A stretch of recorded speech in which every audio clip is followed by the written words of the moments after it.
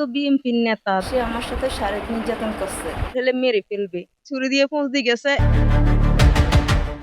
সামাজিক যোগাযোগ মাধ্যমে আপত্তিকর ভিডিও ভাইরাল এবং একাধিকবার ধর্ষণের অভিযোগ।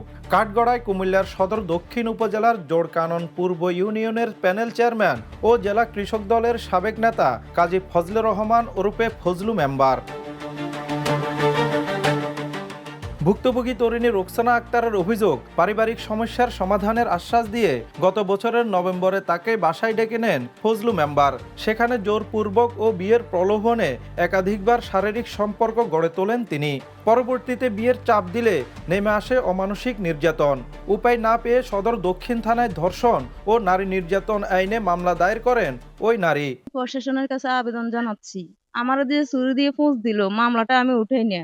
এটা কি আমি কোনো বিচার পাবো না? ও তো আমার একের পর এক অত্যাচার করে যাচ্ছে। মামলা দায়েরের পর থামেনি নির্যাতন।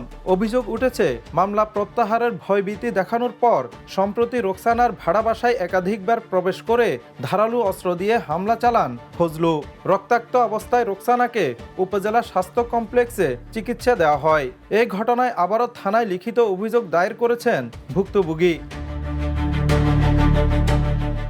এদিকে ঘটনা দামাচাপা দিতে স্থানীয় হুজুরের মাধ্যমে তথাকথিত বিয়ের আনুষ্ঠানিক দাবি এবং জমি লিখে দেওয়ার প্রস্তাব দিয়ে চাপ সৃষ্টিরও অভিযোগ রয়েছে। এমনকি সংবাদ প্রকাশ না করতে সাংবাদিককে ম্যানেজ করারও চেষ্টা করেন তিনি। আমি মেম্বারের পক্ষ নিয়ে মেম্বারের লাই ফোন দিছি, কি জন্য জানেন? মেম্বারে আমার নাম্বার নিয়ে বাড়িতে আইছে, বাড়ি থেকে আইসা কয়, আফা আপনি বড় বোন, আপনি ভাই মিডিয়া না করে আপনি হের সাথে রুকসানার বলেন কিভাবে সমাধান করতে চান। তো অফার দিছে। রাজনৈতিক প্রভাবের কারণে পুলিশ নীরব ভূমিকা পালন করছে বলে অভিযোগ ভুক্তভোগী নারীর। তবে এই ঘটনায় সুষ্ঠু তদন্ত, ফজলু মেম্বারের দ্রুত গ্রেপ্তার ও দৃষ্টান্তমূলক শাস্তির দাবি জানিয়েছেন ক্ষুব্ধ এলাকাবাসী। Desk report, the news. দেশে দেশে সবার সাথে দ্য নিউজ।